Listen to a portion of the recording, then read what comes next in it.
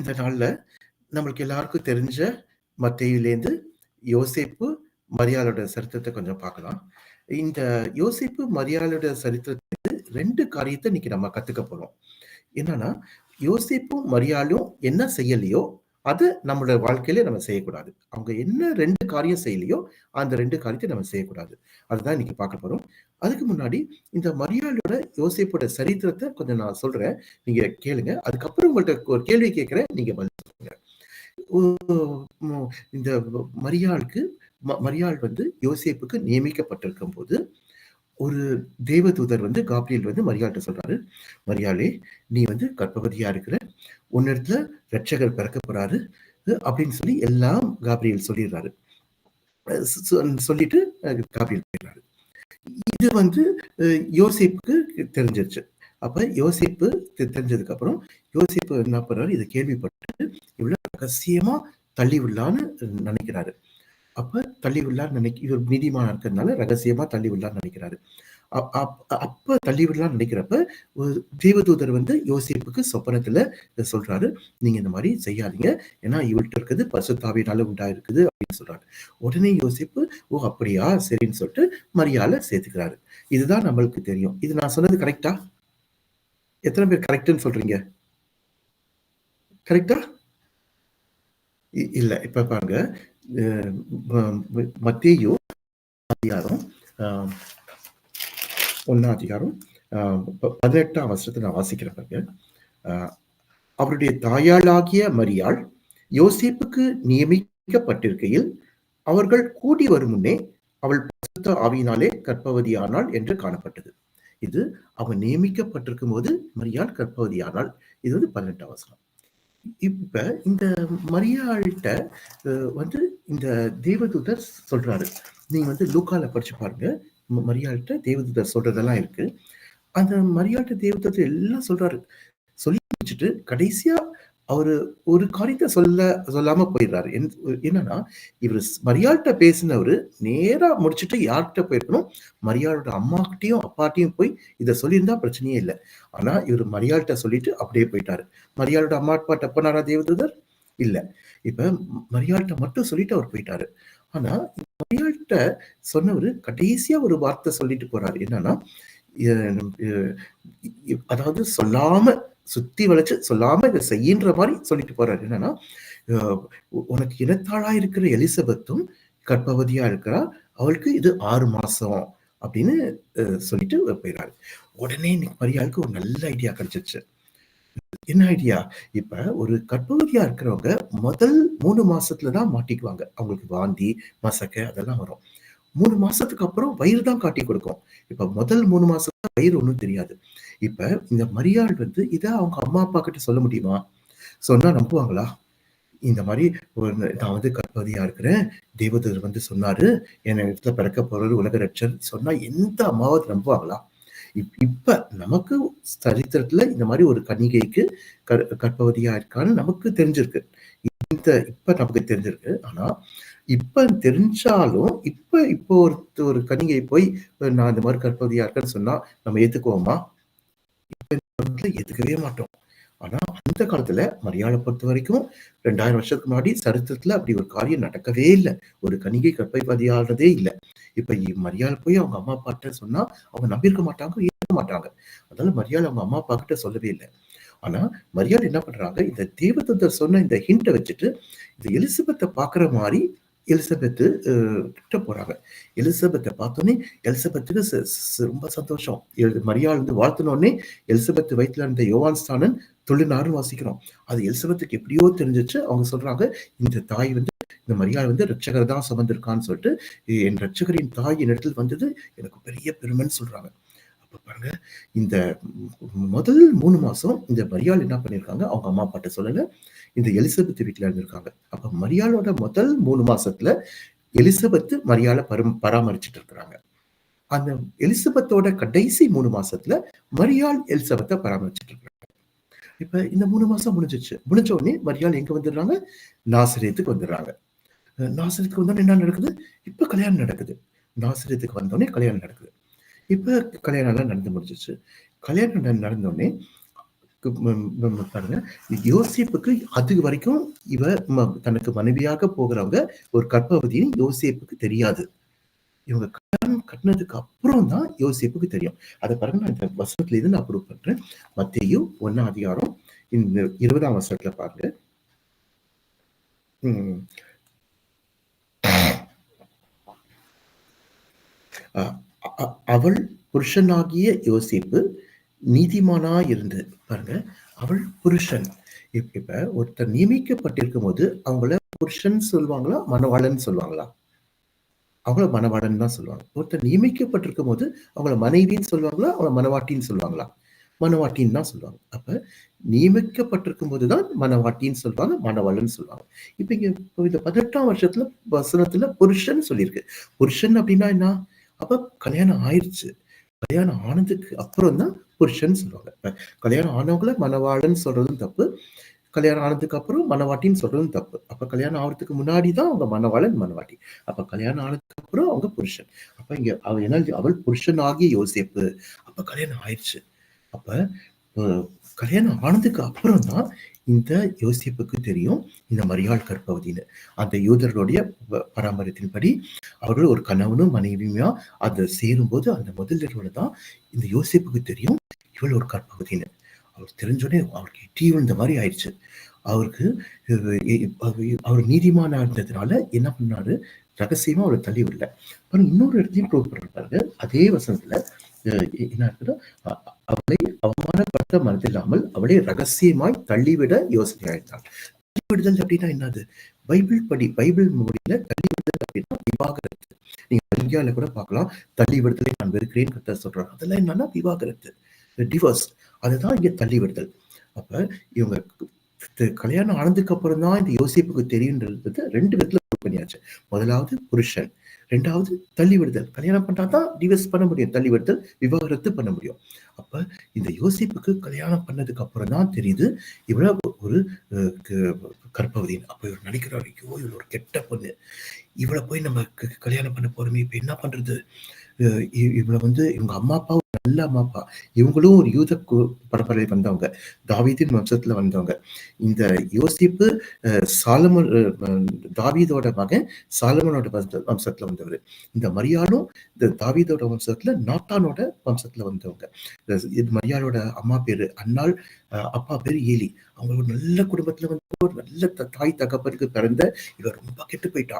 இவள போய் நம்ம பண்ணிட்டோமே! இவர் ஒரு நீதிமானா இல்லாம, இவள ரகசியமா தள்ளாம இருந்திருந்தா அவர் என்ன பண்ணியிருப்பாரு? நேரா ஏலிய கேட்டிருப்பாரு. என்ன பண்ண நீ? இவ்வளவு கெட்டு போனவள போய் எனக்கு கல்யாணம் என் தலையில கட்டி வச்சுட்டீங்க. இவள என்ன வளர்த்திருக்குன்னு அந்த அம்மாட்ட போய் கத்திருப்பாரு. ஆனா இவர் நீதிமான்.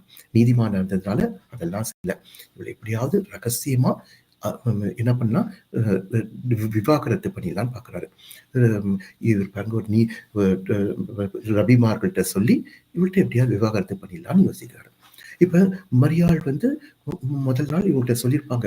எப்படி சொல்லியிருப்பாங்க? அழுது அழுது தான் சொல்லியிருக்க முடியும். ஒரு எமோஷன், ஒரு உணர்வுன்னு இருக்குல்ல. இப்படி சொன்னா யாராவது நம்புவாங்களா? இந்த மாரி நான் இப்ப ஒரு எனக்கு உலக ரட்சகர் எனக்கு வயித்துல இருக்காரு, பரிசுத்த ஆவின்னு யாரும் நம்ப மாட்டாங்க. இப்ப இந்த உலகத்துல இருக்கிற நம்மளே நம்ப மாட்டோம். அப்ப அன்னைக்கு நம்புவாங்களா? இந்த யோசேப்புக்கு ரொம்ப கவலை ஆயிடுச்சு. இந்த யோசேப்பு என்ன பண்ணியிருக்காரு, முதல் நாள் என்ன பண்ணியிருப்பாரு, தூங்கியிருக்கவே மாட்டாரு. தலையில கை வச்சுட்டு ராத்திரி ஃபுல்லா கொல்லப்பட்டு இருப்பாரு. மரியாள் அங்க என்ன பண்ணிட்டு இருந்திருப்பாங்க? அழுது, அழுது வெம்மி, வெம்மி அழுதுட்டு இருந்திருப்பாங்க ராத்திரி ஃபுல்லா. இப்ப அடுத்த நாள் காலையில வந்துருச்சு. அடுத்த நாள் காலையில இந்த யோசேப்பு என்ன பண்ணும், அந்த நாள கடத்தணும். இப்ப உடனே தள்ளிவிட முடியாது. 1 நாள் 2 நாள் போட்டும். அப்படியே மெதுவா நம்ம ரப்பிமார பார்த்து இவள விவாகரத்து பண்ணிடலாம் ரகசியமா. இவங்க அம்மா அப்பாட்ட எதுக்கு இவ தான் இப்படி கெட்டு போயிட்டு ஒரு கேவலம் கெட்ட பொண்ணு இப்படி வந்திருக்கிறா.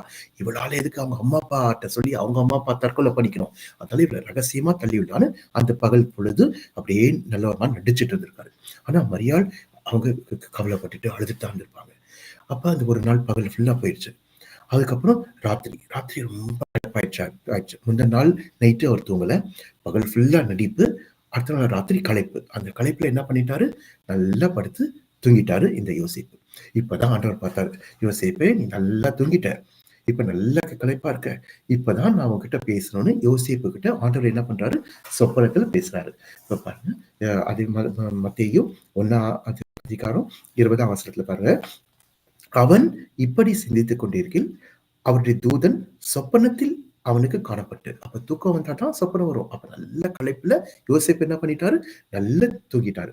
அப்ப தூங்குனதுக்கு அப்புறம் தான் என்ன பண்றாரு, தேவதூதன் அவன்கிட்ட சொல்றாரு. அந்த மரியாளுக்கு தேவதூதர் காபிரியேல் நேரா வந்து சொன்னாரு. ஆனா இவருக்கு சொப்பனத்துல வந்து சொல்றாரு.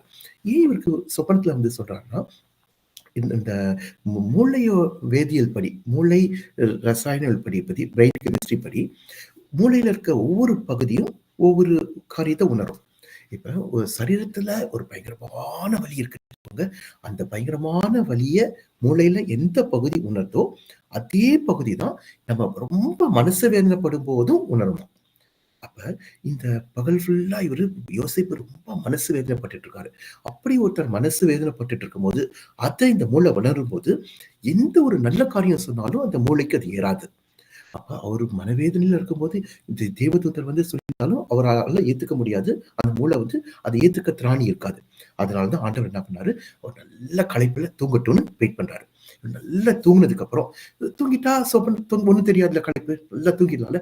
அதுக்கப்புறம் சொப்பனத்துல தேவதூதர் வந்து சொல்றாரு, நீங்க யோசிப்பே நீ வந்து மரியாதை சேர்த்துக்க ஐயப்படாத, அவர்கிட்ட இருக்கிறது எல்லாம் கிளீனா சொல்லிடுறாரு. தீர்க்கதரிசி மூலமா சொல்லப்பட்டதெல்லாம் நடக்கும் நீ அப்படின்னு எல்லாம் சொல்லிடுறாரு. அடுத்த நாள் காலையில யோசிப்பு எழுந்துறாரு. எழுந்திரிச்சு மரியாள்கிட்ட போறாரு. பாருங்க, அவரு போய் சொல்றாரு, மரியாளே உனக்கு தெரியுமா, உங்ககிட்ட இருக்குது உனக்கு ரட்சகர் பிறக்க போறாரு, உனக்கு கற்பத்துல இருக்குது ரட்சகர். மரியாள், ஐயோ அப்படியா? அவங்க அழுதுட்டு இருப்பாங்க, மரியாளுக்கு அந்த கால அழுதுட்டு இருப்பாங்க. அது எப்படி உங்களுக்கு தெரியும்? ஐயோ தேவதூதர் சொல்றாரு. ஆனா மரியாளுக்கு தெரியாது யோசேப்போட தேவதூதர் பேசுனது. அந்த மாதிரி மரியாளோட தேவதூதர் பேசுனது யோசேப்புக்கு தெரியாது. அதெல்லாம் அந்த மரியாள் சொல்லல. ஓ தேவதூதர் சொல்லிட்டாரா? ஒரே ஒரு சந்தோஷம், நன்றி ஆண்டவரேன்னு சொல்லியிருப்பாங்க இந்த மரியாள். அப்ப 2 பேரும் சந்தோஷப்பட்டாங்க. 2 பேருக்கும் சந்தோஷம். அதுக்கப்புறம் என்ன பண்றாரு, இந்த மரியாளோட சேர்ந்து சந்தோஷமா வாழ்றாரு. இதுதான் இந்த வேதத்துல இருக்குது. ஆனா இதை சொல்லும்போது நம்மளால ஏத்துக்க முடியுமா? பைபிள்ல கிளீனா இருக்குது. அப்ப எப்ப யோசேப்புக்கு தெரியும் இவங்க கற்பதி, மரியாள் தனக்கு மனைவியா இருக்க பிறகு கற்பதினா கல்யாணம் ஆனதுக்கு அப்புறம் தான் தெரியும். இப்ப இந்த மரியாளும் இந்த யோசேப்போட சரித்திரத்தை பார்க்கணும். இதுக்கப்புறம் அந்த யோசேப்பு மரியாளோட சேர்த்து சந்தோஷமா பார்க்கிறோம். இப்ப இந்த மரியாளும் இந்த யோசேப்போட வாழ்க்கையில அவங்க செய்யாத ஒரு 2 காரியத்தை நம்ம பார்க்க போறோம். அந்த 2 காரியத்தையும் நம்ம வாழ்க்கையில நம்ம செய்யக்கூடாது. அப்ப Mary and Joseph did not do which we also do not should not do. இப்ப அவங்க என்ன காரியத்தை செய்யல பாருங்க. ஆண்டவர் வந்து நம்மளோட வாழ்க்கையில ஒரு திட்டத்தை வச்சிருக்காரு, நம்மளோட வாழ்க்கை ஒரு பிளான் பண்ணியிருக்காரு. ஆனா நம்ம நினைச்ச மாதிரி அந்த காரியம் நடக்கல அப்படின்னா நம்ம அது எப்படி ரியாக்ட் பண்றோம்? நம்ம ஆண்டவரை பரியாசம் பண்றோமா, இல்ல ஆண்டவரை இன்சல்ட் பண்றோமா, ஆண்டவரை அவமதிக்கிறோமா? ஆனா இந்த மரியாளும் இந்த யோசேப்பும் ஆண்டவரோட திட்டத்தை பரியாசம் பண்ணல, ஆண்டவருடைய பிளான அவமதிக்கல. மரியாளும் அவமதிக்கல, இந்த யோசேப்பும் அவமதிக்கல. பாருங்க, they did not insult the plan of God. Mary also did not insult the plan of God. Joseph also did not mock the plan of God. அப்ப 2 பேரும் ஆண்டவரோட பிளான அவங்க என்ன பண்ணல, பரியாசம் பண்ணல. அதே போல நம்மளோட வாழ்க்கையில நம்ம கர்த்தர் எந்த சூழ்நிலையில நம்ம அனுமதிச்சாலும், எந்த சூழ்நிலையில நம்ம நடத்தினாலும், நம்ம ஆண்டவரோட திட்டத்துக்கு எதிரா நம்ம குறை சொல்லக்கூடாது, அதை பரியாசம் பண்ணக்கூடாது, ஆண்டவரை இன்சல்ட் பண்ணக்கூடாது, ஆண்டவரை அவமதிக்க கூடாது. அப்படியே ஆண்டவரை ஏத்துக்கணும். இந்த யோசேப்பும் இந்த மரியாளும் எப்படி அதை அப்படியே ஏத்துக்கிட்டாங்களோ அதே மாதிரி நம்மள ஏத்துக்கணும். ஏன்னா பரியாசம் பண்றதை ஆண்டவர் வெறுக்கிறாரு. God hates mocking. அதனால never insult God given things in your life.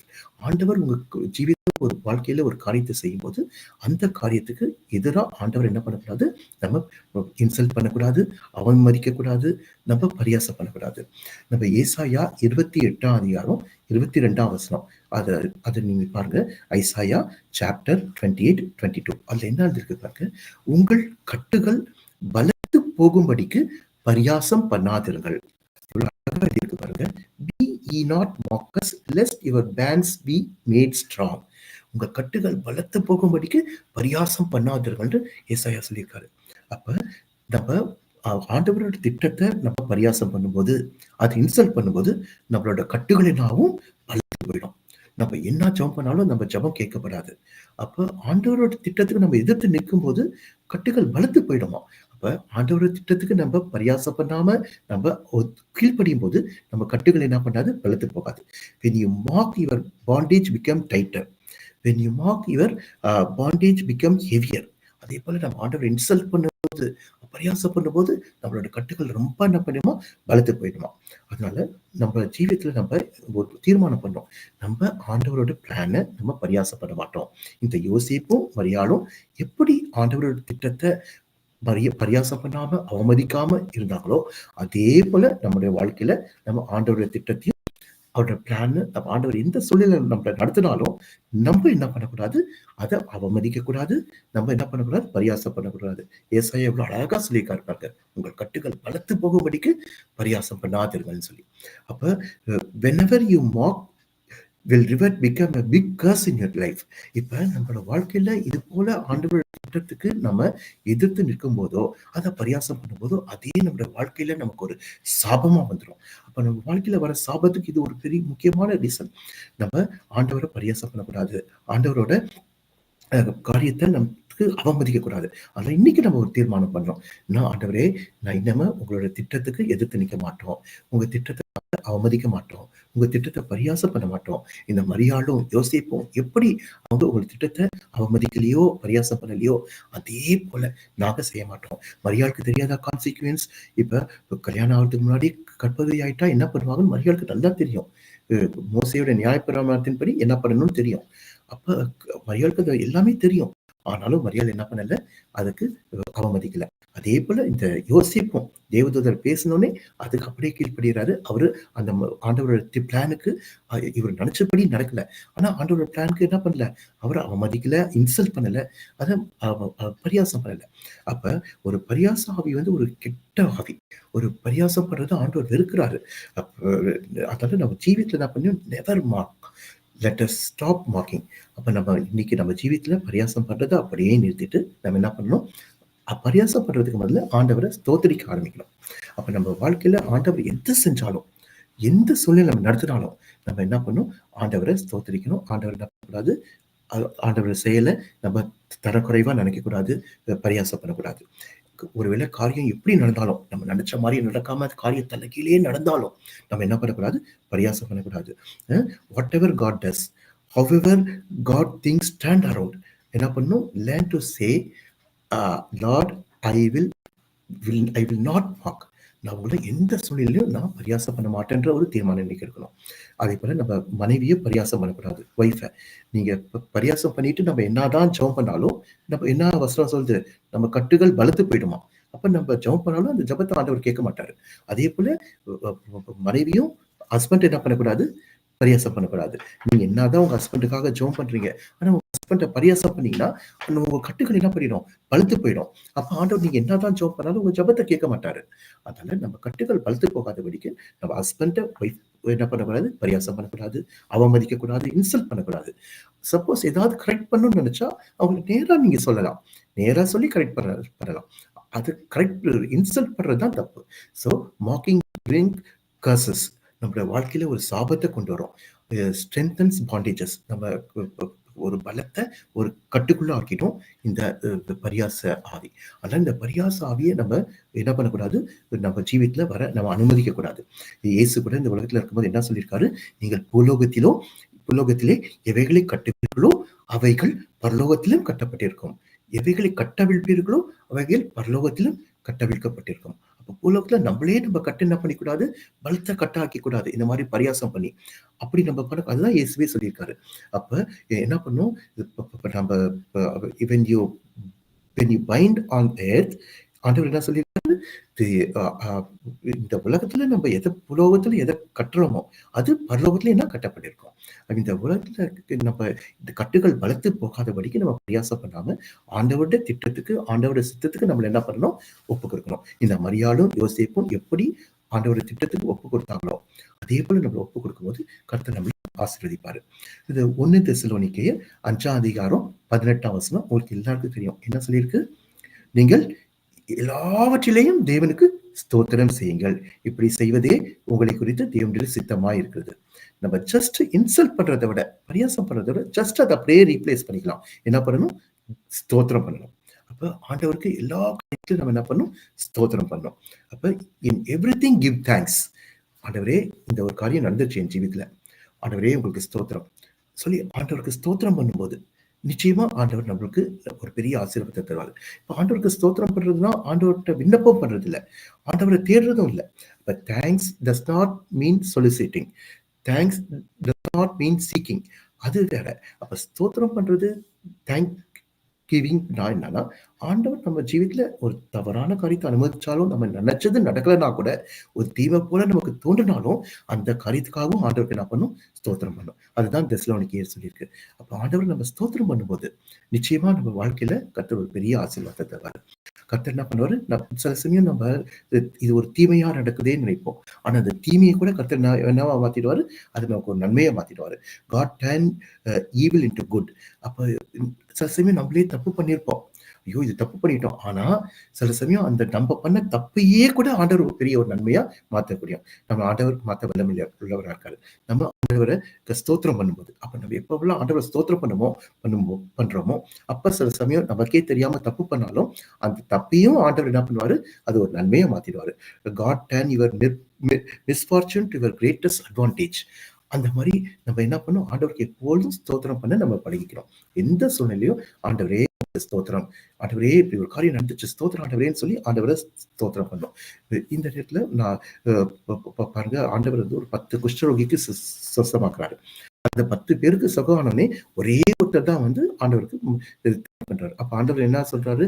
சுகமானவங்க 10 பேர் தானே, தேவனை மகிமைப்படுத்துகிறதுக்கு தேங்க் பண்றதுக்கு நீ தான் வந்தியா, மீதி 9 பேர் எங்கன்னு கேட்கிறாரு.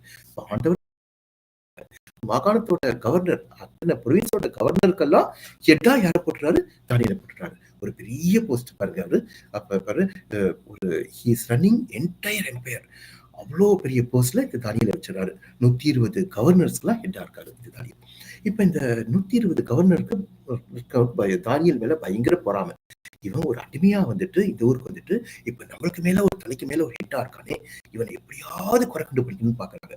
ஆனா தானியேல் மேல ஒரு குறையும் இல்ல. கடைசியா என்ன பண்றாங்க?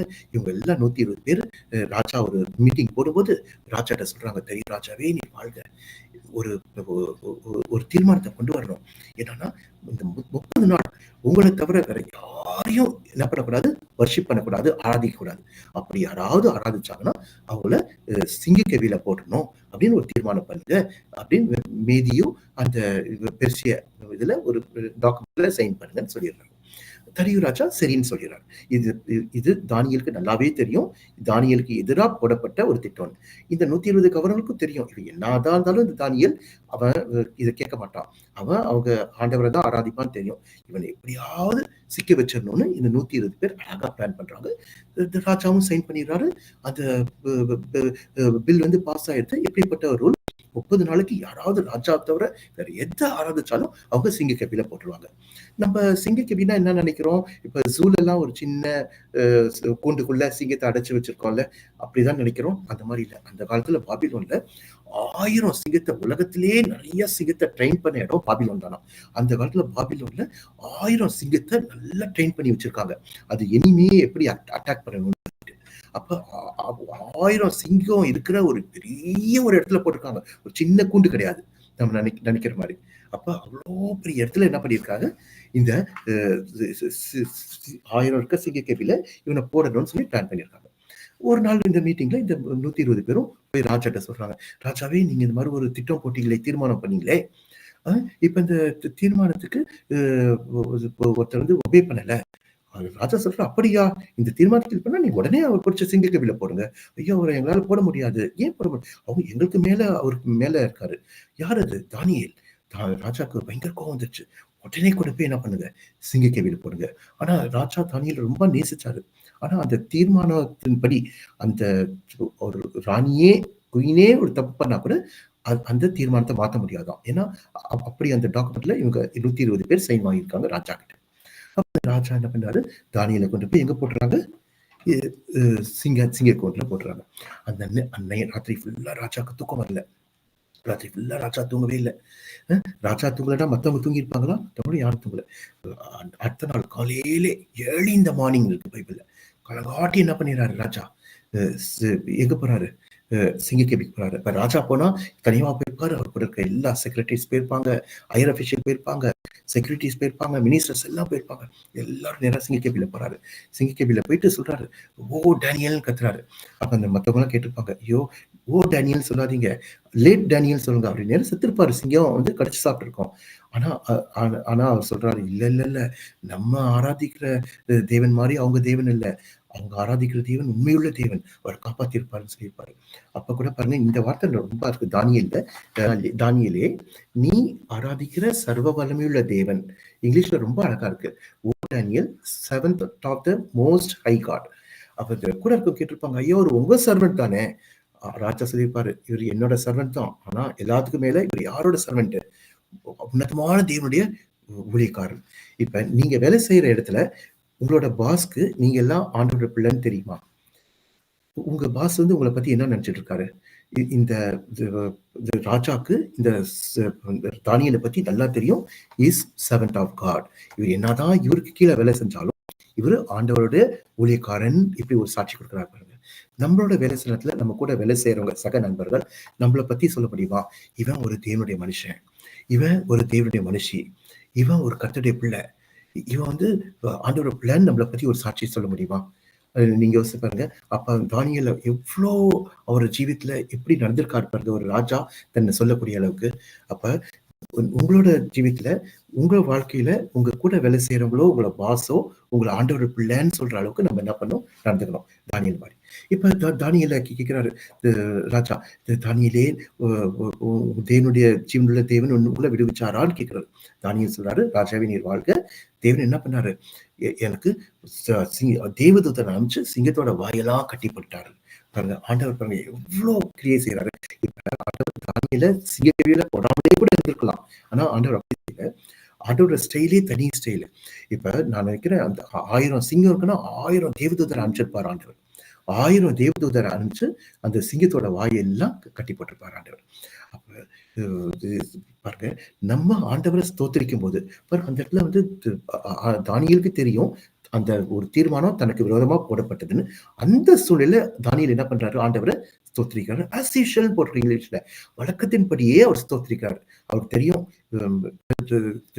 இந்த கட்டளையை மீறினா சிங்கக்கேபில போட்டுருவாங்க, நல்லாவே தெரியும் தானியலுக்கு. எல்லாம் தானியலுக்கு ஒரு சைக்காட்ரிக் பேஷண்ட் அவருக்கு தெரியாம போயிடுச்சா? இல்ல, 120 கவர்னருக்கெல்லாம் கேட்டு அவருக்கு நல்லா தெரியும். ஆனாலும் அந்த ராஜாவோட கட்டளைக்கு கீழ்ப்படியாம ஆண்டவரை வழக்கம் போல ஸ்தோத்திரம் பண்ணாரு. அப்ப ஸ்தோத்திரம் பண்ணும்போதுதான் இந்த மாதிரி சம்பவம் நடந்துச்சு. அப்ப நம்ம வாழ்க்கையில நம்ம ஸ்தோத்திரம் பண்ணும்போது, ஆண்டவருக்கு எப்பொழுதும் ஸ்தோத்திரம் பண்றது நம்மளோட வாழ்க்கையில இருக்கும்போது, ஒரு காரியத்தை நம்ம கிரிட்டிசைஸ் பண்ணா யாரையே அவமதிக்கிற மாதிரி நம்மள ஆண்டவரையே அவமதிக்கிற மாதிரி, ஆண்டவர் செஞ்ச காரியத்தை நம்ம பரியாசம் பண்ணும்போது நம்ம ஆண்டவரையே நம்ம பரியாசம் பண்ற மாதிரி. அதனால நம்ம ஜீவிதத்துல ரொம்ப ஜாக்கிரதையா இருக்கணும். நீங்க எல்லாரும் ஒரு தீர்மானம் எடுங்க, ஆண்டவரே நான் இந்த மாதிரி எந்த கர்த்தர் என்ன எந்த சூழ்நிலை வச்சாலும் நான் பரியாசம் பண்ண மாட்டேன், அவமதிக்க மாட்டேன். ஆண்டவருக்கு அதுக்கு பதில் ஆண்டவர் என்ன பண்ணுவேன், ஸ்தோத்திரம் பண்ணுவேன். அப்படி நம்ம என்ன பண்ணணும், இன்னைக்கு ஒரு தீர்மானத்துக்கு வரணும். அப்படி அந்த தீர்மானத்துக்கு வரும்போது கர்த்தர் நம்ம ஆசீர்வதிப்பார். இரண்டாவது காரியத்தை பார்த்து முடிச்சிடலாம். இரண்டாவது, இந்த யோசேப்பும் மரியாளும் என்ன பண்ணல, சந்தேகமே படல. அவங்க வாழ்க்கையில அவங்க சந்தேகமே படல. அப்படியே முழு விசுவாசத்தை ஆண்டவர் மேல வச்சாங்க. முதலாவது ஆண்டவரை பரியாசம் பண்ணல, இரண்டாவது சந்தேகப்படல. they did not waver in their faith. அவங்களோட விசுவாசத்தை சந்தேகமே படல. யாக்கோபு 1ஆம் அதிகாரம் 6ஆம் வசனம் உங்களுக்கு எல்லாம் தெரியும். ஜேம்ஸ் சாப்டர் 1:6 அதுல என்ன இருக்கு, அவன் எவ்வளவாகிலும் சந்தேகப்படாமல் விசுவாசத்தோடே கேட்க கடவுள் இருக்கு. நம்ம ஆண்டவர்கிட்ட சந்தேகப்படாம விசுவாசமா கேட்கணும். let him ask in faith nothing wavering. ஒரு 2 மனசோட, ஐயோ கிடைக்குமா கிடைக்காதா, இல்ல அவிசுவாசத்தோட இருக்கக்கூடாது. இவங்க மரியாளும் யோசேப்பும் எப்படி விசுவாசத்துல, இப்ப ஆண்டவர் சொல்லிட்டு உடனே நடக்கும்னு மரியாளுக்கு நினைக்கல. அதுக்கு நடக்கிற வரைக்கும் வெயிட் பண்ணாங்க. ஆண்டவர் சொன்ன காரியம் ஒருவேளை ஒரு வாரம் ஆகலாம், ஒரு மாசம் ஆகலாம், ஒரு வருஷம் கூட ஆகலாம். ஆனா நம்ம என்ன பண்ணணும், ஆண்டவருக்காக காத்திருக்கணும், ஆண்டவருக்காக ஜெபம் பண்ணி காத்திருந்துக்கணும். we should be people who steadfast. உறுதியா இருக்கணும் விசுவாசத்துல. ஆண்டவர் சொன்னா அதை நிச்சயம் செய்வார்ன்ற ஒரு முழு விசுவாசம் ஆண்டவர் மேல இருக்கணும். we should have consistency. ஆண்டவர் மேல எவ்வளவு உறுதியா இருக்கணுமோ அந்த அளவுக்கு நம்ம என்ன பண்ணணும், நம்ம விசுவாசத்தை சந்தேகப்படாம இந்த யோசேப்பு மரியாதை போல உறுதியா இருக்கணும். நல்லா ஜெபம் பண்ணிட்டே இருக்கான், ஆண்டவரே நீங்க கொடுத்த இந்த பிளான்காக ஸ்தோத்திரம். நிச்சயம் ஆண்டவர் என்ன பண்ணுவாரு, பதில் தருவாரு. pray over it, it may take month, year, ஆனாலும் என்ன பண்ணுவாரு, God will reply. ஒரு நாள்ல நிச்சயம் பதில் கிடைக்கும் நமக்கு. அந்த பதிலுக்காக நம்ம வெயிட் பண்ணணும். God will honour your faith. உங்களோட விசுவாசத்தெல்லாம் கர்த்தர் என்ன பண்ணுவாரு?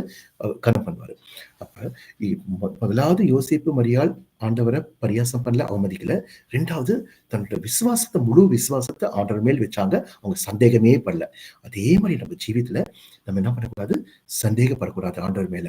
ஆண்டவர் செய்யற காரியத்தை சந்தேகப்படாம ஆண்டவர் மேல முழு விசுவாசம் வைக்கணும். இந்த 2 காரியத்தை எப்படி இந்த 2 காரியத்தை மரியாளும் யோசேப்பும் செய்யலையோ, அதே போல நம்ம இந்த 2 காரியத்தை செய்யக்கூடாது. முதலாவது என்ன பார்த்தோம்? அவங்க ஆண்டவரை பரியாசம் பண்ணல. 2வது ஆண்டவர் மேல அவங்க சந்தேகப்படல. அப்ப நம்ம வாழ்க்கையில இந்த 2 காரியத்தை யோசேப்பு மரியாளை போல நம்ம செய்யும்போது கர்த்தர் நிச்சயமா நம்மளை ஆசீர்வதிப்பாரு. இன்னைக்கு நம்ம நல்ல ஒரு தீர்மானத்தோட போகணும். ஆண்டவரே, உங்களோட திட்டத்தை நான் பரியாசம் பண்ண மாட்டேன், உங்களை அவமதிக்க மாட்டேன், இன்சல்ட் பண்ண மாட்டேன். அதுக்கு மாறா உங்களோட பிளான் எப்படி இருக்கோ அதுக்கு நான் என்னை ஒப்பு கொடுத்து உங்களுக்கு ஸ்தோத்திரம் பண்ணும் ஆண்டவரே சொல்லி ஆண்டவரை ஸ்தோத்திரிக்க ஆரம்பிக்கணும். அப்ப ஸ்தோத்திரிக்க ஆரம்பிக்கும் போது நம்ம கட்டுகள் எல்லாம் என்ன பண்ணும்? பழுத்து போகாது. கட்டுகள்லாம் கட்டவிழ்க்க போறோம். கர்த்தர் ஒரு பெரிய ஆசீர்வாதத்தை தருவாரு. 2வது, நான் வியவரிங்கா இருக்க மாட்டேன். நான் ஆண்டவரே உங்களோட பிளானை நான் சந்தேகப்பட மாட்டேன். முழு இதயத்தோடு விசுவாசிப்பேன். மரியாளும் யோசேப்பும் எப்படி வேவரிங்கா இல்லாம விசுவாசிச்சாங்களோ அதே போல நாங்க விசுவாசிப்பேன். அவங்க எப்படி வேவரிங் இல்லாம இருந்தாங்களோ அதே போல நானும் இருப்பேன் ஆண்டவரே அப்படின்னு சொல்லி இந்த 2 தீர்மானம் தான் பண்ணோம். இன்னைக்கு ஒரு சிம்பிளா 2 காரியம் கத்துக்கிட்டோம். என்னது? we should not mock the God's plan. அதே மாதிரி என்ன பண்ணும்? we should not be wavering in our faith. அப்ப 2 கருத்து. நம்ம விசுவாசத்துல சந்தேகப்படக்கூடாது, விசுவாசமா இருக்கணும். 2வது ஆண்டவரோட பிளானை பரியாசம் பண்ணக்கூடாது, அவமதிக்க கூடாது. இந்த 2 காரியத்தை நம்ம கத்துக்கிட்டோம். அப்ப இந்த 2 காரியத்தை நம்ம ஜீவிதத்துல, நம்ம வாழ்க்கையில இதை அபியாசப்படுத்தும் போது நிச்சயமா கர்த்தர் நம்மளை ஆசீர்வதிப்பாரு. இந்த never mock the work of God. ஆண்டவரோட கிரியை ஒரு நாளும் நம்ம பரியாசம் பண்ணக்கூடாது, அவமதிக்க கூடாது. அதே போல ஆண்டவரோட நடத்துதல நம்ம சந்தேகப்படக்கூடாது. முழு விசுவாசம் வச்சுக்கணும். Never be wavering. நம்ம முழு விசுவாசத்தை ஆண்டவர் மேல வச்சுக்கணும். சந்தேகமே படக்கூடாது. அப்ப have a thankful heart and steadfast spirit.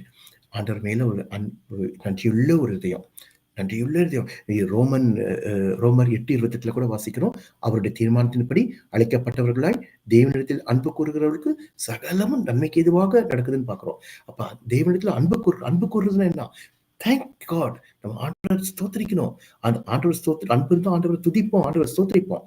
அப்ப நம்ம ஆண்டவரை துதிக்கும் போது தீமையை கூட ஆண்டவர் நமக்கு எப்படி மாத்தி கொடுப்பாரு?